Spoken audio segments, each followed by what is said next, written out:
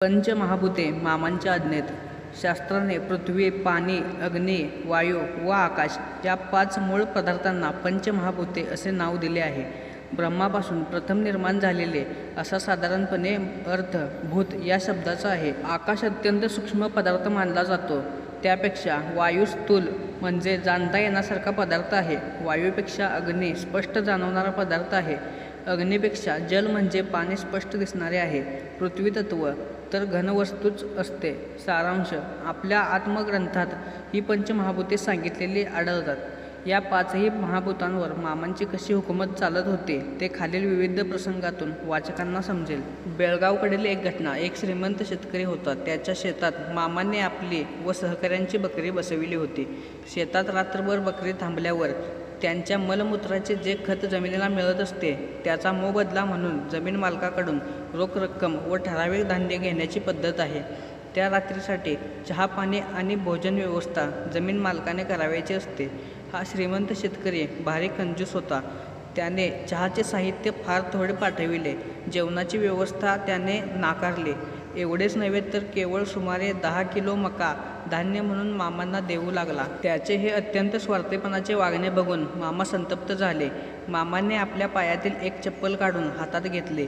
जमिनीला 3 वेळा चप्पल मारत इथून पुढे 12 वर्ष या शेतकऱ्याला सर्व खर्च वजा जाता दरसाल या मक्या एवढेच धान्य देत जात असे मामा म्हणाले. बकऱ्यांचा तळ पुढे गेला. झालेली घटना मामा विसरूनही गेले असतील, पण जमीन मामांचा हुकूम पुढे 12 वर्षे जशीच्या तशी अंमलात आणत होते. गावचे लोक त्या दृष्ट सावकाराला चांगले प्रायश्चित्त मिळाले असे म्हणत असत. काही एकर क्षेत्र असूनही केवळ 10 किलो धान्य सतत 12 वर्षे तिथे पिकत होते. जनी जनार्दन अशी म्हण आहे. बहुसंख्य माणसांचे जे मत होते तेच मत सर्वांच्या हृदयात राहणाऱ्या देवाचे झाले असते. मामा संतापी होते असे नाही. मामांसारखा सत्पुरुषांचे मन आरशाप्रमाणे सर्वदा विकाररहित असते. त्यांच्या हृदयातील ईश्वराचे मनोगत आपोआप प्रतिबिंबित होत असते. त्यामुळे त्यांच्या मुखातून शाप येणे म्हणजे ईश्वराचा शाप होय. तसेच त्यांच्या मुखातून आशीर्वाद येणे म्हणजे ईश्वरानेच आशीर्वाद देणे होय. सत्पुरुषांच्या म्हणजे ब्रह्मज्ञानी विभूतींच्या सर्व क्रिया ईश्वर इच्छेने घडत असतात. म्हणूनच भारतात संतांना देवाची चालती बोलती रूपे असे मानतात. मेथके गावी चिकोत्रा नदीच्या काठी भंडारा यात्रा चालू होती. हजारो माणसे जेवत होती. उष्ट्या पत्रावळ्यांचा मोठा ढीग जवळच्या चिकोत्रा नदीच्या पात्राजवळ पडला होता. असंख्य माश्या तेथे घोंगावत होत्या. एक आरोग्य खात्याचा अधिकारी तेथे आलेला होता. तो मामांना म्हणाला, अशा घटनांमुळे नदीचे पाणी बिघडेल आणि कॉलरा पसरेल. त्याचे हे बोलणे ऐकून मामा तत्काळ उभे राहिले. त्यांनी नेहमीचे आपल्या खांद्यावरील घोंगडे हातात घेऊन हवेत झटकले. काही सेकंदात अकस्मात एक वावटळ तेथे उठली. ती वेगाने फिरू लागली.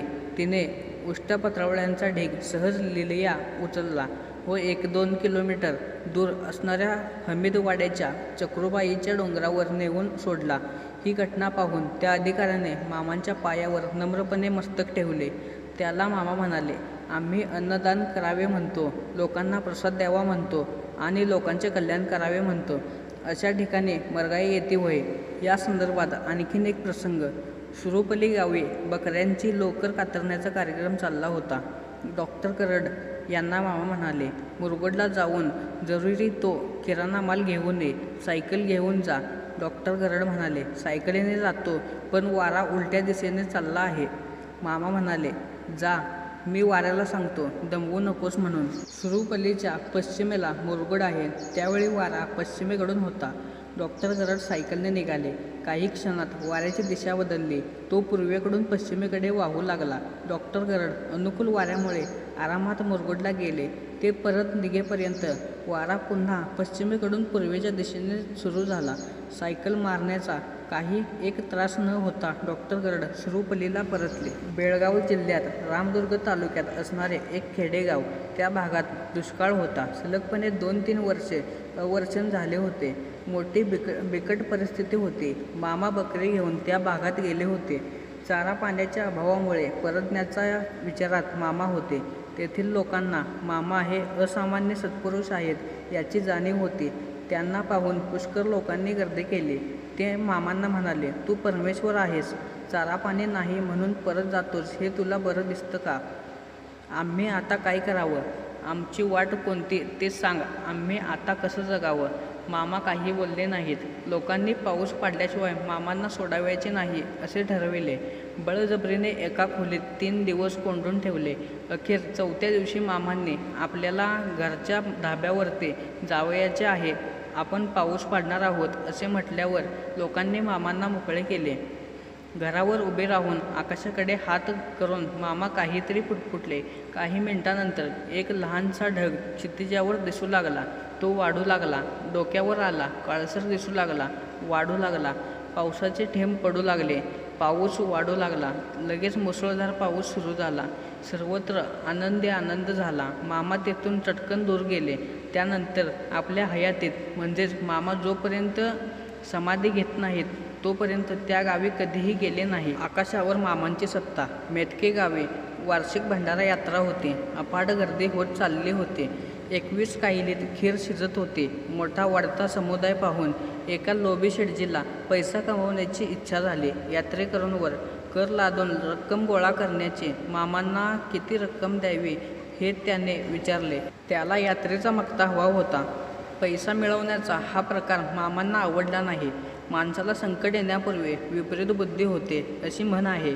त्यानंतर बोलताना मामा त्या शेटजीला म्हणाले, आकाशाची कुऱ्हाड तुझ्या घरावर कोसळणार आहे, पण तसे तुझे नुकसान होणार नाही. काही दिवसांनी वादळी हवामानात असताना त्याच्या घरावर वीज पडली. तथापि मामांच्या सांगण्याप्रमाणे खरोखरच काही नुकसान झाले नाही. पाळण्यातील बालकाला सुद्धा धक्का लागला नाही. अलीकडील विज्ञानाने अनेक आश्चर्यकारक शोध लावले आहेत. त्यानुसार निसर्गाची काही माहिती मिळत असते. तथापि वीज निश्चितपणे कोठे व कशी पडेल हे कळणे मानवाला शक्य झालेले नाही. भारतातील अनेक सिद्धयोग्यांना ते सहज समजल्याचे उदाहरणे आहेत. राधानगरी भागात नरतवडे गावाजवळ श्री मगदूम यांचे गुऱ्हाळ चालू होते. भर दुपारची वेळ होती. ऊन प्रखर होते. गुळाचे रवे ठेवलेल्या मांडवाला एकदम आग लागली. त्यावेळी सर्व कामगार झोपी गेलेले होते. रात्रभर सतत काम गुऱ्हाळात चालत असे. सौ जनाबाई मगदूम जवळपास गोवऱ्या लावीत होती. तिने एकदम आगीला भिवून मामांना हाक मारली. मामा नरतवड्याहून सुमारे 25 किलोमीटरवरील नंदळच्या रानात त्यावेळी प्रत्यक्ष होते. सर्व साक्षी मामांना भक्तांची हाक ऐकू येण्यात कसली अडचण. आग लागली त्या क्षणी मामा झाडाखालील सहकाऱ्याबरोबर बोलत बसले होते. अरे विट्या, घात झाला असे म्हणून मामांनी घोंगडे आकाशात उडविले. आगीत जळल्याप्रमाणे ते घोंगडे खाली पडेपर्यंत जवळजवळ संपूर्ण जळले होते. नरतवड्यातील गुऱ्हाळातील आग सुदैवाने न भडकता त्याच वेळी शांत झाली होती. मगदूम मंडळी मामांच्या दर्शनाला आल्यावर सर्वांना मामांच्या घोंगड्याचा प्रकार कळून आला. बोलाबाला बाळूमामांच्या नावानंच सांग भलं. आणि अशाच प्रकारच्या बाळूमामांच्या कथा पाहण्यासाठी चॅनलला सबस्क्राईब करा आणि व्हिडिओला लाईक करायला विसरू नका. धन्यवाद.